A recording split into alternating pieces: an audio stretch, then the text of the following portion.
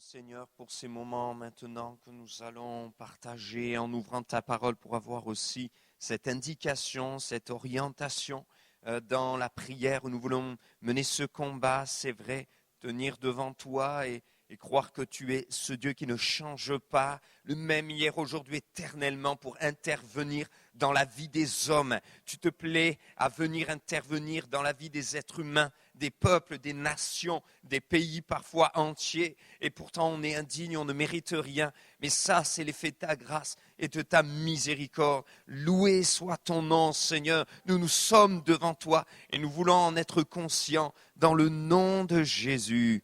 Amen. Amen. Dans 1 Roi, au chapitre 18, mes frères et sœurs, il y a un verset que je voulais partager avec vous concernant Élie, ce grand prophète de l'Éternel, qui va recevoir une parole de Dieu, qui est une parole de bénédiction en temps difficile, qui est une parole qui annonce la grâce, la bénédiction, la pluie de Dieu en temps de famine. Pourquoi y avait-il cette famine? Parce que Dieu avait demandé déjà à Élie de prier afin que le ciel se ferme. Le ciel s'était fermé. Les conséquences ont été terribles et concrètes pour justement tout le peuple et tout le pays qui a été dans la famine pendant 3 ans. Et pendant 3 ans et demi, il n'y a pas eu de pluie. Imaginez les récoltes, l'agriculture. Imaginez les dégâts dans les champs, la perte financière, le désarroi, les pleurs, l'inquiétude, l'angoisse, la crainte. Une nation qui vivait un temps où le ciel était fermé, mais il y a eu un moment où Dieu a dit maintenant c'est le temps que le ciel s'ouvre. Alors que la famine était encore là, Dieu va parler à Élie et Élie va obéir à ce que Dieu lui avait dit. Et dans 1 Roi au chapitre 18 et au verset 1er, il nous est dit bien des jours s'écoulèrent et la parole de l'Éternel fut ainsi adressée à Élie dans la 3e année. Va, présente-toi devant Akab, et je ferai tomber de la pluie sur la face du sol. Et Élie alla pour se présenter devant Akab. La famine était grande à Samarie. Amen. Amen. Dieu annonçait la pluie de la bénédiction en temps de famine. Dieu annonçait la pluie de la grâce en temps difficile, là où le peuple était au plus mal et où il y avait de grandes conséquences, comme on vient de le voir.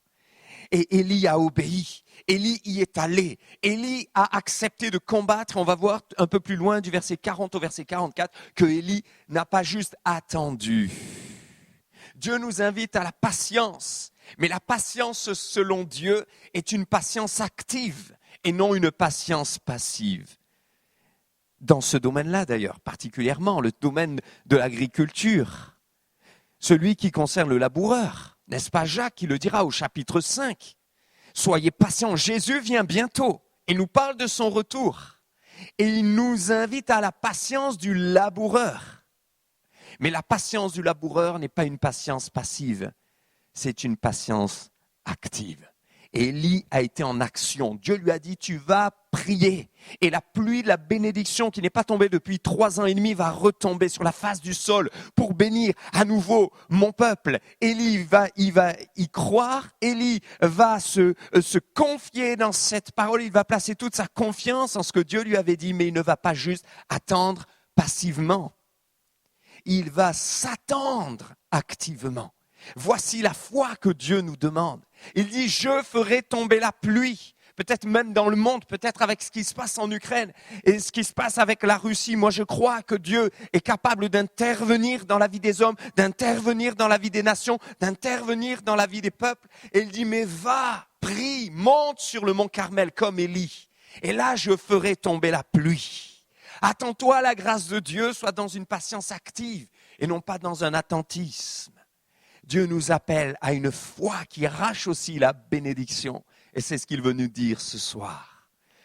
Je repensais au roi David, ce grand roi David, l'un des plus grands rois, bien sûr, de tous les temps, et le plus grand roi d'Israël. Oint de Dieu, choisi de l'Éternel pour diriger son peuple, alors qu'il avait été oublié par tous, même par ceux de sa famille. Il n'était pour eux que le petit gringalet qui gardait les brebis, les moutons, mais pour Dieu, il était l'homme selon son cœur.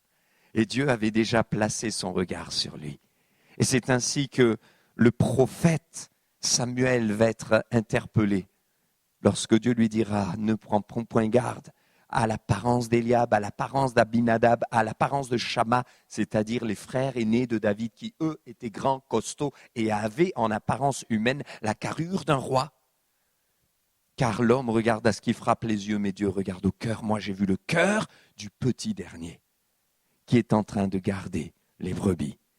Il avait un cœur de berger. Et plus tard, on le découvrira parce qu'il dira lui-même au roi Saül, quand un lion se jetait sur une brebis, j'arrachais la brebis de sa gueule et je me battais contre le lion. Vous le feriez, vous? Quand un ours se jetait sur une brebis, je me battais avec l'ours et j'arrachais la brebis de la patte de l'ours et je puis affirmer que l'Éternel m'a toujours délivré de la patte de l'ours et de la gueule du lion. Il était dans une pleine confiance et dans l'affirmation non seulement de ce que Dieu lui avait permis de faire, s'engager pleinement pour ses brebis, mais aussi de voir la gloire et la puissance de Dieu parce que c'est juste un miracle de se battre contre un lion et de gagner. Moi, je crois que c'est un miracle. Et ceux qui ne pensent pas que c'est un miracle, essayez. Faites un essai. Moi, je ne ferai pas l'essai, je vous laisse faire l'essai. Après, vous viendrez me donner la réponse. C'est un miracle qu'il a vécu. Il croyait au miracle et c'était un homme de foi. David, quel grand roi. Et pourtant, vous savez comme moi qu'il a eu des hauts, mais qu'il a eu des bas. Et notamment un bas très bas, très très bas. Le bas très très bas avec une fameuse Bathsheba. Et je repensais à ce qui s'est passé et tout à coup, une pensée m'a interpellé. 2 Samuel, chapitre 11. Souvent, nous pensons au péché d'action de David, n'est-ce pas? David a commis l'adultère avec Bathsheba et ils ont eu ensemble ensuite un fils qu'il a essayé d'ailleurs de cacher. Le fils est mort, c'est la conséquence du péché. Et David a en plus fait tuer le mari de Bathsheba, Uri. C'est ce qu'on appelle un meurtre avec préméditation. Du sang coulé sur ses mains.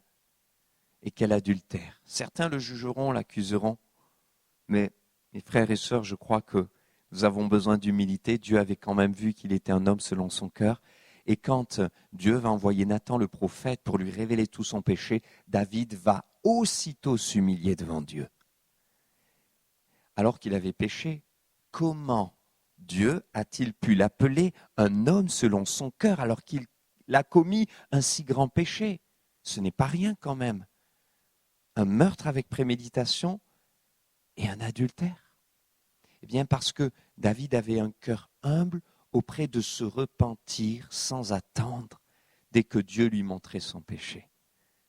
Quelqu'un qui est selon le cœur de Dieu, quand Dieu lui montre, il se repent et il est prêt à se soumettre à sa volonté. D'ailleurs, David était prêt à payer le prix et bien des fois même il a voulu protéger le peuple de Dieu contre le jugement et il était prêt à payer le prix du jugement. Et Dieu lui a fait grâce et l'a relevé et l'a réhabilité. Cependant, souvent, on pense justement à cet acte commis, on pense à ce meurtre, on pense à cet adultère et on a un effroi. Sauf que si on regarde bien le contexte, comment ça a commencé? Le début n'est pas venu par un acte commis, par un péché commis, mais par un péché omis, une omission. Et regardez avec moi le contexte, c'est simplement 2 versets, 2 Samuel, chapitre 11. Comment cela est-il arrivé? L'année suivante, au temps où les rois se mettaient en campagne de guerre, David envoya Joab, et lui il envoie son chef, avec ses serviteurs sur le front, et tout Israël, pour détruire les ennemis, les fils d'Ammon, et pour assiéger Rabat. Mais lui, il est resté à Jérusalem. Et en plus, c'était un roi, il était dans son confort, il avait tout ce qu'il fallait. Alors, qu'est-ce qui se passe? Un soir, David se lève de sa couche, de son lit, et comme il se promène sur le toit de la maison royale, c'est là qu'il aperçut une femme qui se baignait et qui était très belle de figure. La suite, vous la connaissez, Bathsheba. Il va être tenté, il va convoiter, il va la faire venir, et c'est là qu'il va commettre l'adultère. mais tout a commencé par un péché d'omission. Vous avez lu le début? Au temps où tous les rois se mettaient en guerre, y compris le roi ennemi qui se met en guerre contre son propre peuple, lui, il envoie son armée, il envoie son chef, mais il reste à la maison. Péché d'omission. Il refuse d'aller au combat. Et le résultat, c'est qu'il va chuter, pécher et tomber dans le piège du diable. Et je voulais simplement voir avec vous ce passage pour nous amener à nous rendre compte que bien souvent, nous ne nous rendons pas compte que nous péchons par omission. Jésus a dit « Veillez et priez, allez au combat ». David devait aller au combat. Sa place n'était pas de rester dans ses pantoufles, dans le confort d'un roi paisible, dans sa maison royale, où il pouvait tout avoir pendant que son armée était au combat, pendant que les rois étaient en campagne pour mener le combat. Dieu lui avait dit, tu vas combattre, et lui, il est resté dans son confort. Et quelqu'un dira, mais à ce moment-là, il n'a pas péché, si, il a péché par omission. Et il y a eu des conséquences. Et mes frères et sœurs, je crois qu'il y a des fois où nous passons à côté de la bénédiction, à côté d'une victoire, à côté d'une guérison miraculeuse, physique, spirituelle, intérieure, psychologique, psychique, à côté d'une guérison totale, parce que sans s'en rendre compte peut-être, nous péchons par omission. Et que nous avons besoin que le Saint-Esprit vienne éclairer nos yeux. Et quand Jésus dit veillez et priez, combattez, si je ne combats pas, je ne me rends pas compte que, eh bien oui, je pêche par omission. Parce que je ne suis pas là où Dieu m'attend. Élie était là où Dieu l'attendait. Je reviens au premier texte. Dieu lui a dit, va, je vais faire pleuvoir. Je vais envoyer la pluie. Et tiens-toi devant Akab. Qu'est-ce qu'il nous est dit directement? Il se présenta devant Akab. Il a obéi. Alors Dieu a béni. Un des premiers principes pour que Dieu envoie la bénédiction, la pluie de la bénédiction, la pluie de la grâce, pour que Dieu change les temps, les circonstances, pour que Dieu intervienne en Ukraine, pour que Dieu intervienne dans ce conflit, pour que Dieu prépare les cœurs, c'est l'obéissance. Et c'est le combat. C'est d'être là où Dieu nous attend. C'est d'être là où Dieu nous veut. Et de dire, Seigneur, au temps du combat, je veux me tenir sur le front. Et je ne veux pas rester dans mon confort, comme David qui y est resté. Et je crois que dans notre monde occidental, c'est plus qu'important de le rappeler. Parce que, et je le disais hier au parcours baptême avec les frères et sœurs qui y étaient, il y avait 19 personnes, voilà un sujet de prière pour vous, 19 personnes au parcours baptême. Eh bien, je leur disais, un des problèmes que nous avons ici en Occident, c'est qu'on a tellement l'habitude d'appuyer sur un bouton pour allumer le téléphone, appuyer sur un bouton pour allumer la télévision, appuyer sur un bouton pour prendre l'ascenseur, appuyer sur un bouton pour ouvrir la voiture, appuyer sur un bouton pour qu'elle s'allume. On appuie juste sur des boutons, on ne sait plus combattre. On est tellement dans le confort, tout va bien, on est dans une salle chauffée, on a la lumière, on a l'électricité, on a du pain et de l'eau, on mange et parfois on se prive un peu de beurre, mais on a toujours quelque chose quand même. Et quand bien il y a des difficultés, il y a toujours des associations sociales et c'est tellement facile de se mettre dans son canapé, de s'asseoir, de se reposer, de mettre les pieds sur la table. On a tellement tout et même celui qui a moins, il a tout. Et on ne sait plus combattre. Et on tombe trop facilement dans le péché de David. Au temps du combat, de rester dans le canapé.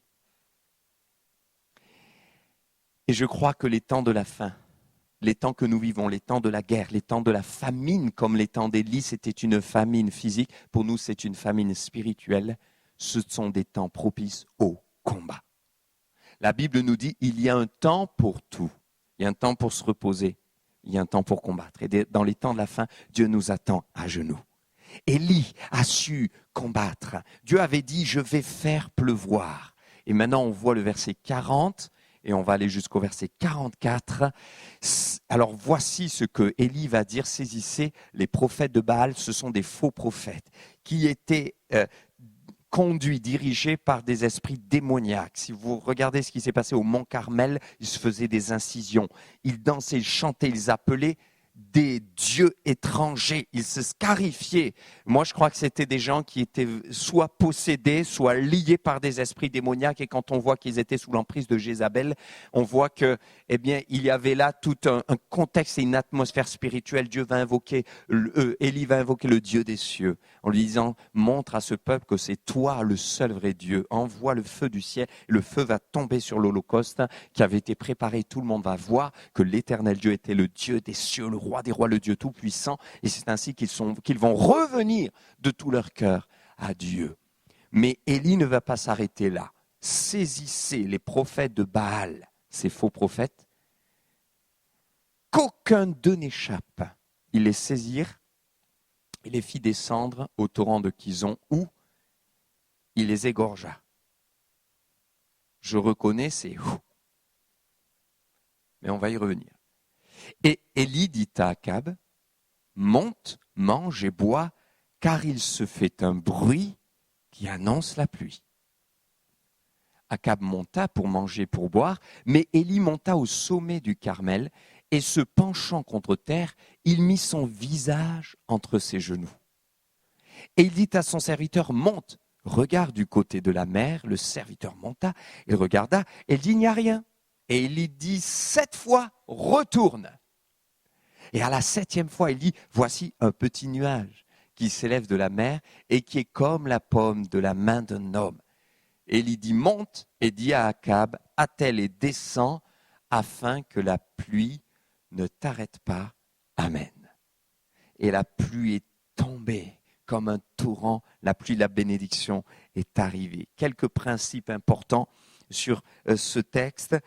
On a vu toute l'introduction. Maintenant, comprenons que, voyez, s'il a égorgé tous les faux prophètes de Baal et si ça nous paraît sanglant, cruel, rappelons-nous qu'on est dans l'ancienne alliance. Et à ce moment-là, au temps d'Élie, aujourd'hui, pour nous, on est dans la nouvelle alliance. Et Jésus a dit, aimez vos ennemis. Et il n'est pas question de se battre humainement, de faire du mal ou d'égorger qui que ce soit. Mais à l'époque, Élie avait été utilisé et choisi entre les mains de Dieu comme un instrument de jugement pour exercer la puissance de Dieu sur tous ceux qui dirigeaient le peuple ou qui l'influençaient dans des voies d'idolâtrie. Alors il y a eu une coupure nette. Égorger, c'est très dur comme image. Mais ça nous parle de couper. Et de couper à l'endroit où ça ne peut plus donner de vie, c'est plus possible, c'est la fin.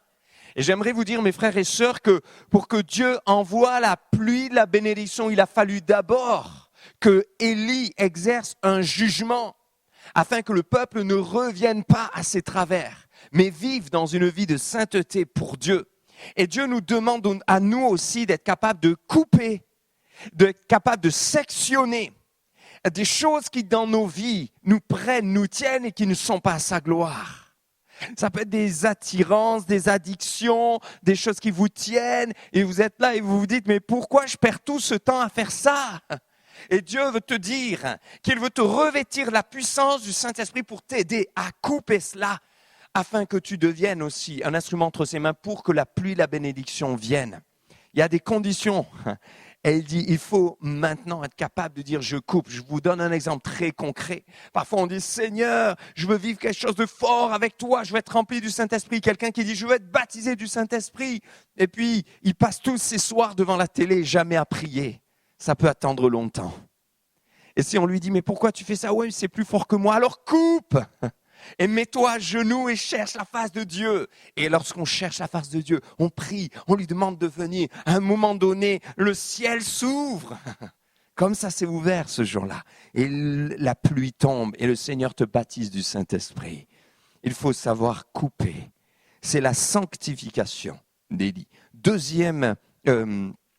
Première partie, Dieu annonce une bénédiction, j'envoie la pluie. Deuxième partie, la sanctification d'Élie, il faut savoir couper. Troisièmement, la foi d'Élie. Élie dit à Akab, monte et mange, car il se fait un bruit qui annonce la pluie. Qu'est-ce qu'il est en train de dire à Akab? Akab, c'est le roi à ce moment-là. Ça fait 3 ans et demi qu'il n'y a pas eu de pluie. C'est pas un roi serein, c'est pas un roi dans la paix. Et là, Élie lui dit, maintenant tu peux manger, boire tranquillement, monte, prépare tout, prépare le peuple, prépare le chemin, parce que la pluie arrive. C'est-à-dire que la pluie n'est pas encore arrivée. Il n'y a pas même le nuage qui va apparaître tout à l'heure et qui était grand comme la paume de la main. Non, il n'y a rien, mais Élie sait déjà qu'il va y avoir la pluie. C'est un homme de foi. Il est dans la foi. Et il sait que Dieu va répondre. Alors il dit, va et prépare, la pluie arrive. Je crois que Dieu nous appelle à être des hommes et des femmes de foi. Si on est là ce soir, c'est pour prier, mais avoir la foi. Ça sert à rien de prier si on n'a pas la foi. Vous savez qu'il y a des gens sur la surface de la terre qui prient même tous les jours, mais qui n'ont pas la foi. Il y a des gens qui prient, mais une fois qu'ils ont prié, ils recommencent à s'inquiéter. Mais la Bible dit, heureux ceux qui se confient en l'Éternel. Quand je me confie en Dieu et que je prie, je finis de prier, je ne suis plus inquiet. Parce que je me suis confié. Si je continue à être inquiet après avoir prié, c'est qu'il y a un problème. J'ai prié, mais je n'ai pas placé ma foi. Dieu te demande d'aller dans cette dimension de foi. Quatrièmement, l'écoute d'Élie. Donc il y a la foi d'Élie, mais l'écoute d'Élie, parce qu'Élie a dit, va et monte, mange et bois, car il se fait un bruit qui annonce la pluie. Il avait une oreille spirituelle qui savait discerner la bénédiction de Dieu. Je prie afin que nous ayons des oreilles exercées, comme disait le prophète Ésaïe, afin d'écouter comme écoutent les disciples. D'entendre le son. Et la parole de Dieu nous dit qu'il y aura dans les temps de la fin des guerres et des bruits de guerre. Savoir entendre ces bruits-là, non pas pour se réjouir de la guerre, mais se dire le Seigneur est proche. Le Seigneur m'appelle, le Seigneur m'attire à plier les genoux et enfin à combattre. Combattre ici et maintenant ce soir ensemble, mais combattre dans la prière chez moi, combattre dans ma maison, combattre le bon combat de la foi. Seigneur, aide-moi, enlève ma paresse, arrache-moi du lit, arrache-moi du fauteuil, arrache-moi du canapé. Fais de moi un homme de Dieu, une femme de Dieu, un homme de prière. C'est ce que Dieu attend de nous.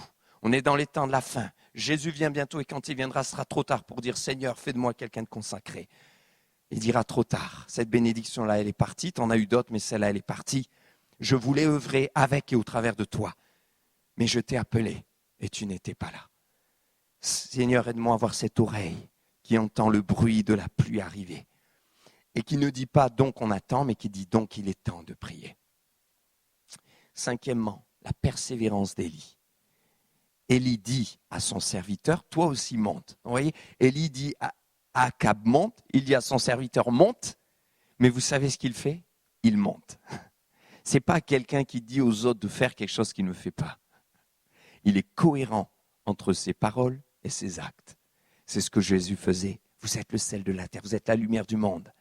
Que votre saveur soit connue de tous les hommes. Aimez-vous les uns les autres. Je vous donne un commandement nouveau, mais Jésus était lui-même un modèle. Il priait, il aimait, il brillait. Élie est monté au mont Carmel pour prier. Et il a dit à son serviteur, monte et regarde. Regarde du côté de la mer. Ça veut dire qu'il avait encore une fois une dimension de foi. Et comme une dimension prophétique dans ses yeux spirituels. Regarde du côté de la mer. Il savait qu'un nuage allait peut-être venir de là. Regarde. Et le serviteur a dit, il n'y a rien. On sent qu'il y a le regard d'Élie, puis il y a le regard du serviteur. Ben, il n'y a rien, pourquoi tu me demandes de regarder? Retourne. Il retourne, il n'y a rien. Alors il revient, mais il n'y a rien. Retourne. Il n'y a toujours rien. Retourne encore. Il ne s'est pas lassé. On peut se poser la question, qu'est-ce qui se serait passé s'il s'était arrêté à la 4e fois, à la 5e fois? Qu'est-ce qui serait passé? Dieu voulait qu'il prie. Dieu voulait envoyer la pluie, mais Dieu voulait qu'il prie pour envoyer la pluie. Dieu voulait le rendre participant à sa gloire et à l'action de son bras sur ce pays. Dieu veut nous rendre participants à l'action de son bras sur ce pays, sur notre Europe, sur ce qui se passe. Et ensuite, dans l'invisible et le surnaturel, nous ne voyons pas, mais Dieu voit. Et nous lui faisons confiance. Alors, Élie est monté. Et il a prié. Pendant que le serviteur regardait et revenait, et que ça s'est passé 7 fois, Élie, lui, est monté. Il est bon de monter à la rencontre de Dieu. Monter. Monter, ça nous parle quand même d'effort, parce que quand il faut monter, que vous avez une montagne à gravir, c'est pas de tout repos. C'est fatigant. Il faut poursuivre son effort. Il faut faire un effort. Et si on refuse de persévérer, on s'arrête au milieu et on fait demi-tour. Et Dieu te dit, persévère, lâche pas, bats-toi. Il est temps de combattre. Il est monté, et regardez cet équilibre. Et s'il est monté sur la montagne, ce n'était pas pour se glorifier, parce qu'il s'est humilié. Il monte et il se penche sur terre. C'est la dimension d'humiliation, la dimension de prière qui intercède, la dimension de labeur, de cri à Dieu, de supplication. Il s'humilie et il met sa tête entre ses genoux. Ce qui veut dire qu'il se coupe de tout ce qui pourrait interférer entre sa vie de prière, entre ce qu'il reçoit de Dieu, sa foi, et entre sa communion avec Dieu. Il refuse d'écouter les bruits à droite à gauche qui pourraient le perturber. Il refuse de voir des choses, des personnes, des éléments qui pourraient le détourner de la prière. Il se concentre et il est en connexion directe avec Dieu. Il est bon lorsque tu pries, lorsque tu combats, lorsque tu te mets à genoux, lorsque nous le faisons. Il est bon de nous couper de tout ce qui pourrait nous interférer dans la prière.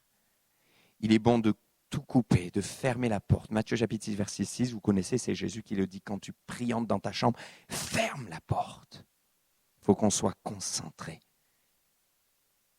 Concentré. Mes yeux sont sur toi, comme disait le roi Josaphat, devant la multitude qui se dresse devant nous. Et nous, on pourrait dire, devant ce qui se passe en Russie, en Ukraine, Seigneur, que faire? Mais mes yeux sont sur toi. Et Dieu est intervenu. Je termine. Il prie à la 7e fois parce qu'il a persévéré. La pluie va arriver. Et elle arrive comment? Par un signal. Quel signal? Dieu ne méprise pas les faibles commencements. Dieu ne méprise pas les petits commencements. La parole de Dieu nous dit que Jésus a même enseigné qu'il n'éteint pas le lumignon qui fume. Peut-être que quelqu'un se dit, soit moi, ma prière, ma foi, mon feu, c'est comme un lumignon qui fume. Je ne sais même pas si je vais arriver à élever la voix devant tout le monde. Jésus ne l'éteint pas, il le ravive. Il le ravive ce soir. Il ravive ce lumignon qui fume. Et comme un nuage qui est venu comme la pomme de la main, c'est petit la pomme de la main, il annonçait la pluie. Et Élie a su discerner ces petits commencements dont David nous a prêché et enseigné il y a quelque temps. Élie a su le discerner parce qu'il a discerné d'abord un petit bruit qui annonçait la pluie et ensuite un petit nuage qui annonçait la pluie. Alors il s'est dit maintenant, va, monte, attelle ton char, la pluie est proche et c'est ce qui s'est passé et Dieu va envoyer la pluie de la bénédiction. Et moi je prie afin que Dieu envoie la pluie de la grâce en Ukraine. J'ai eu un contact avec un collègue, pasteur, qui a eu justement des nouvelles directement d'Ukraine, qui me disait qu'il y a quelque chose qui se passe spirituellement. Il y a des centaines et des centaines d'Ukrainiens qui ont quitté le pays, qui se sont retrouvés sur des grandes places pour manger ensemble, pour parler à l'intérieur des chrétiens et des personnes qui n'étaient pas du tout dans la foi. Et dans ce mélange, les chrétiens se sont mis à chanter. Et voilà ce qui est en train de se passer avec cet exode des Ukrainiens. C'est qu'il y a plusieurs populations ukrainiennes comme ça par centaines et par milliers où il y a des groupes de chrétiens qui se mettent à chanter, à faire un culte en direct, en plein air à Dieu. Et il y a des conversions de masse qui sont en train de se passer. Dieu est en train de changer le mal en bien. Alors nous, parfois, on va prier, Seigneur, arrête la guerre. Moi, je ne vais pas vous dire qu'il faut prier pour qu'il y ait la guerre. Mais je crois que Dieu est le Dieu qui change le mal en bien. Et quand Dieu permet un temps de famine, un temps de guerre, un temps qui nous dépasse, on doit prier pour que sa volonté se fasse, pour que sa gloire arrive, pour qu'un réveil arrive, alors que la pluie de la grâce vienne, afin que plein d'Ukrainiens au travers de cela connaissent Jésus. Je prie afin que la pluie du pardon vienne et que tous ceux qui peut-être ont de l'amertume, de la haine avec ce qui se passe, et on peut les comprendre, eh bien puissent vivre le miracle du pardon. On peut prier pour que oui, la pluie de la paix vienne au temps où Dieu l'aura voulu et qu'il aura renversé toutes les murailles. On peut prier pour que la pluie du Saint-Esprit vienne, pour que même des soldats russes peut-être se convertissent.